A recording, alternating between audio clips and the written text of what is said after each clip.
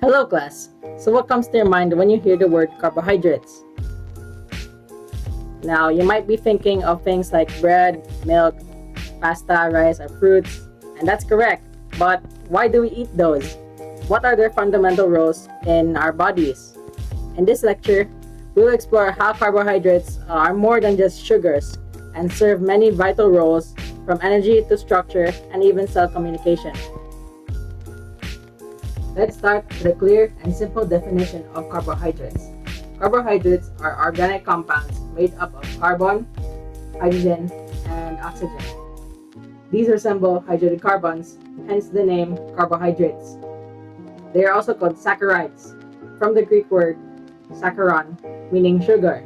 These molecules contain multiple hydroxyl groups and a carbonyl group, either an aldehyde group, which gives them the name aldose, or a ketone group, which gives them the name ketose.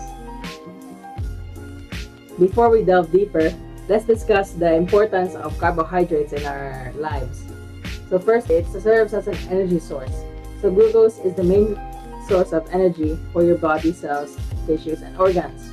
Carbohydrates can also be quickly metabolized for ATP production. The second one is energy storage. Plants store glucose as starch, and animals store it as glycogen in liver and muscles. We'll get to that later.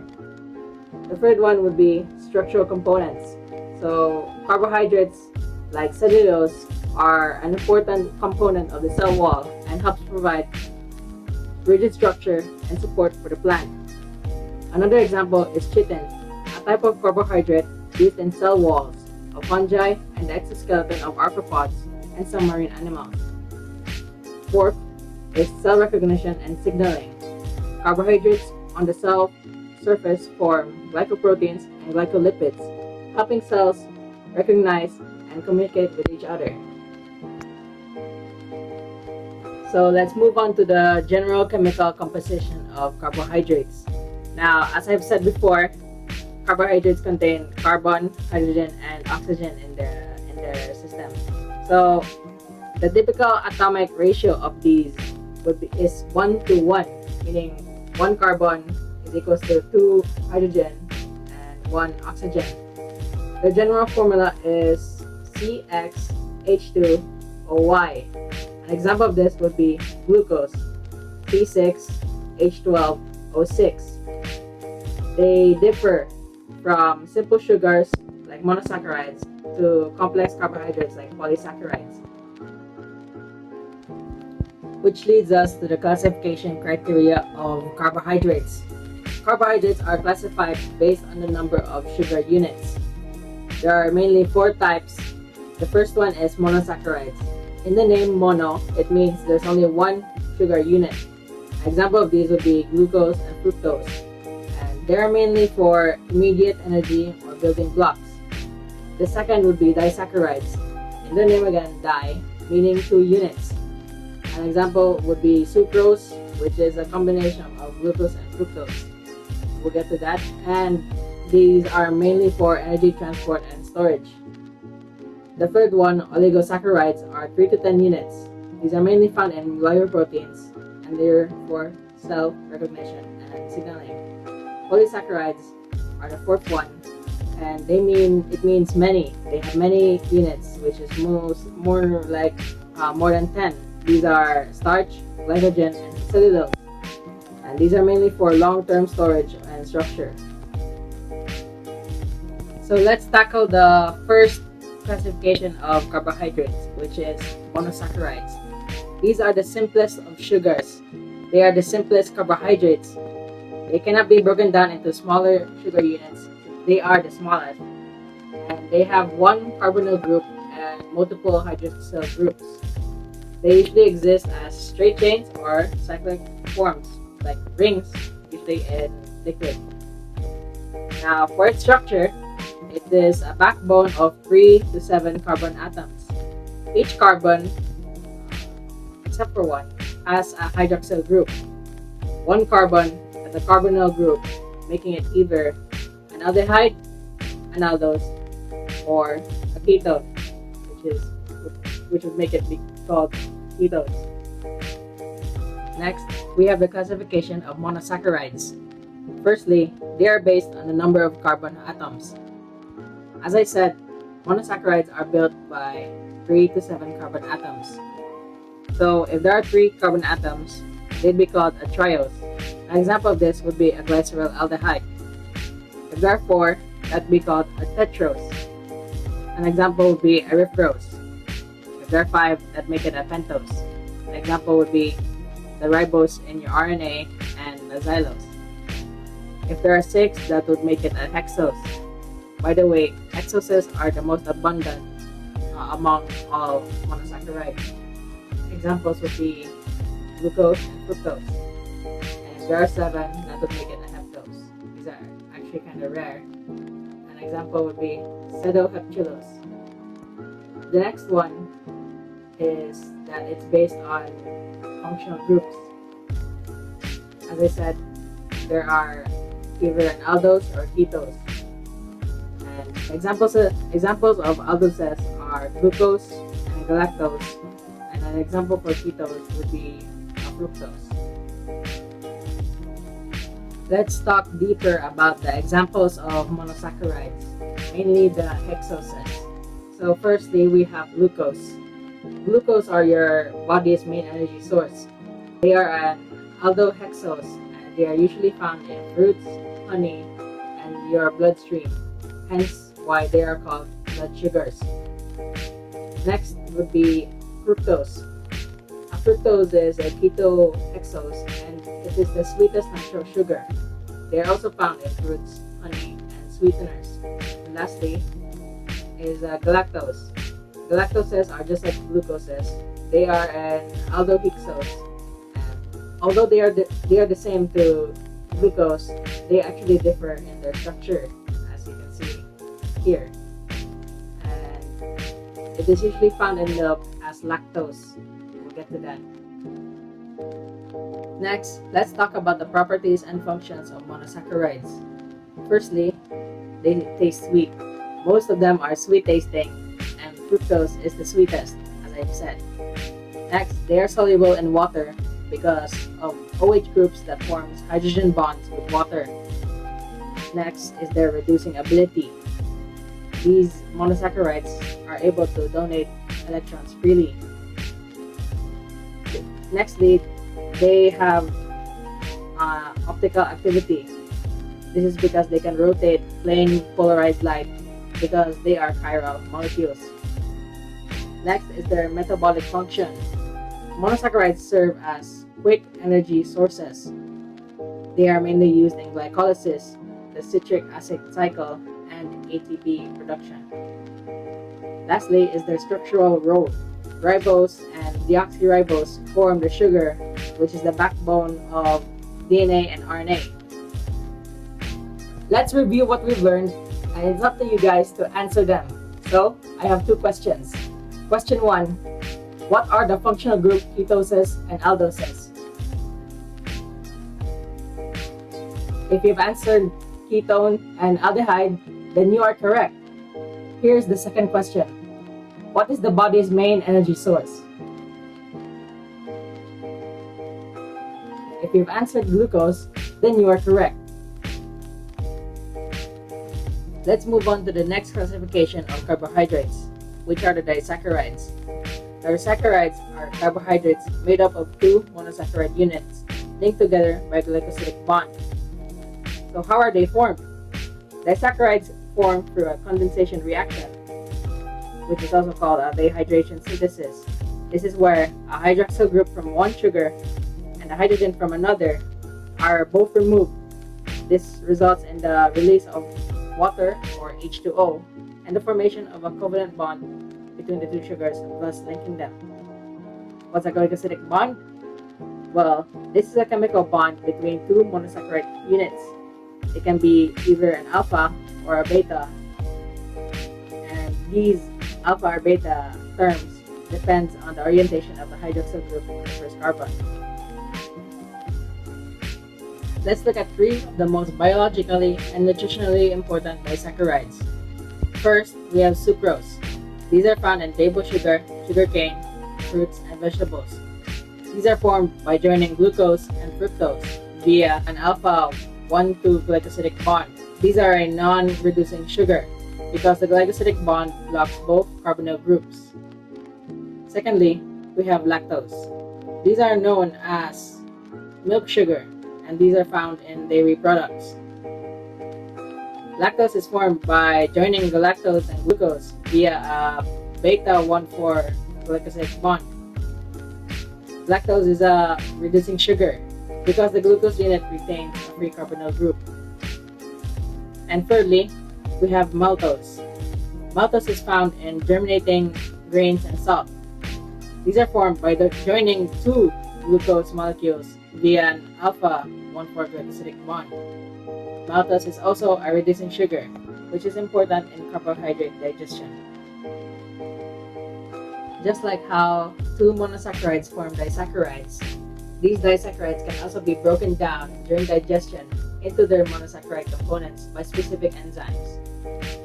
For sucrose, we have the enzyme sucrase, or it can also be called invertase, which breaks down sucrose and gives glucose and fructose. For lactose, we have lactase, and it will break down into glucose and galactose. For maltose, there's maltase, which will break down into glucose and glucose. Hydrolysis is the reverse of condensation. Water is added to break the glycosidic bond. These reactions primarily take place in the small intestine, where enzymes on the brush border of intestinal cells cleave the disaccharide. So let's check your understanding. Try answering these questions. First, what two monosaccharides make up sucrose? And second, what disaccharide is a non-reducing sugar? These are in my lecture, so you have to find the answers. So let's move on to our third classification of carbohydrates, which is the oligosaccharides. Oligosaccharides are carbohydrates composed of 3 to 10 monosaccharide units linked by glycosidic bonds. They are intermediate in size between disaccharides and polysaccharides, as I said, 3 to 10. Unlike simple sugars though, oligosaccharides are not typically used as a direct energy source. They play a different role and is very important for structural and communicative roles, especially in the outer surface of cells. Oligosaccharides vary based on monosaccharide composition, type of glycosidic linkage, branching patterns, where some oligosaccharides are linear while others are branched. When I say linear branched, linear oligosaccharides are straight chains of monosaccharides, while branched oligosaccharides are involved in cell surface recognition and highly specific structures. And they are branched, they're not, straight. Next, let's talk about the occurrence of oligosaccharides in nature and biological roles. Firstly, they are used for cell recognition and signaling. Oligosaccharides are key components of the cell membrane, and they are critical for cell-to-cell communication, immune system recognition, and hormone receptor interaction. They act like cellular ID tags, which means that the immune system can recognize these surface markers to trigger appropriate responses. An example with this would be blood types, A, B, ABO, and O. They are determined by specific oligosaccharide chains on red blood cells. Next would be glycoproteins and glycolipids. Oligosaccharides are covalently attached to proteins, which forms glycoproteins, and lipids, which forms glycolipids. These molecules contribute to the structure and functionality of cell membranes, and they play a role in hormone activity, antibody recognition, and receptor binding. Glycosylation, a crucial biological process where carbohydrates are attached to proteins or lipids, forming glycoconjugates. These are essential for protein folding, stability, and proper cellular localization. Here are a few real biological examples of oligosaccharides. Firstly, we have mannose-rich oligosaccharides. These are composed of mannose and other sugars. These are found on glycoproteins, and it is involved in protein sorting. Secondly, we have fructooligosaccharides, or FOS. These are composed of fructose units, around 3 to 5 of them, and glucose. These are found in plants like onions, garlic, and acts as prebiotics. Thirdly, we have lacto and tetrose. These are composed of galactose, glucose, and N-acetylglucosamine, and these are usually found in human breast milk, which supports infant gut flora. And lastly, for our examples, we have blood group oligosaccharides. They are composed of varying sugar combinations, and they determine ABO blood types and immune recognition. Let's have another review. For my first question, how many monosaccharide units are typically found in an oligosaccharide? If you have answered 3 to 10, then you are correct.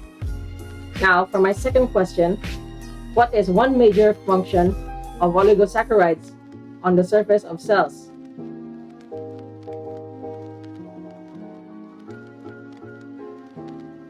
If you've answered cell-to-cell recognition, then you are correct. And we are on our last classification, polysaccharides. These are the most complex of the carbohydrates. So, polysaccharides are a large, complex carbohydrates made up of more than 10, often usually hundreds or thousands of monosaccharide units joined by glycosidic bonds. They can be either linear or branched. While some of them are soluble in water, others are insoluble.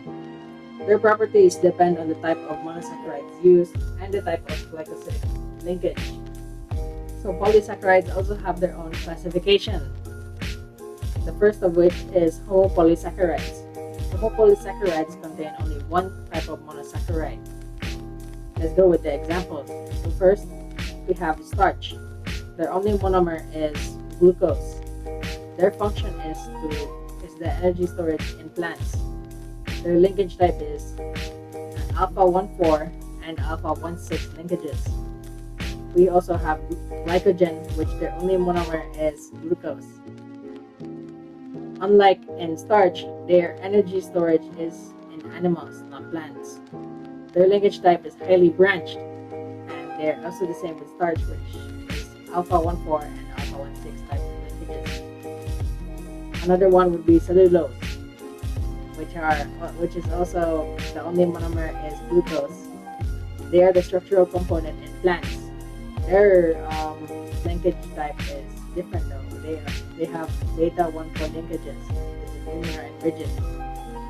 Starch is made up of two forms, amylose and amylopectin. Amylose is linear while amylopectin is branched.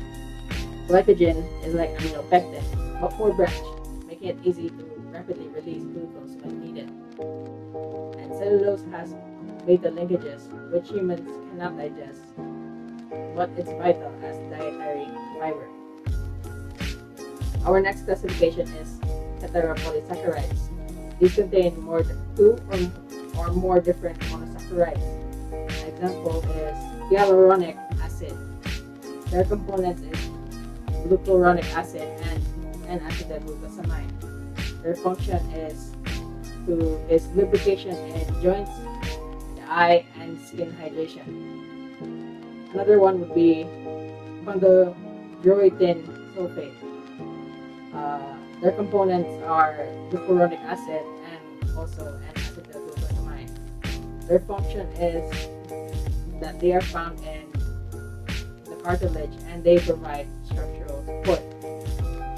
These are important in connective tissues, skin, and synovial fluid, and also in biomedical applications like eye drops or joint supplements.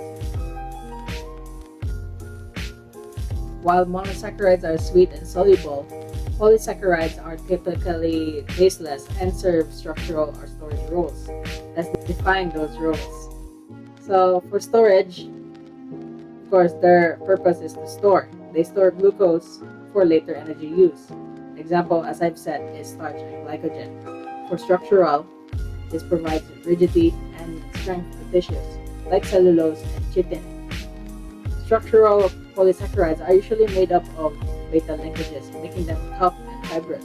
While for storage polysaccharides, they use alpha linkages for easy access to glucose, which is energy. Next is their physical and chemical properties. Polysaccharides are insoluble in water. Why? Most polysaccharides are too large to dissolve, especially structural ones. They are also non-reducing. Unlike monosaccharides and some disaccharides, polysaccharides do not act as reducing agents. They are also not sweet. They lack the sweetness associated with simple sugars. And they are a stable energy source. They are ideal for slow, sustained energy release.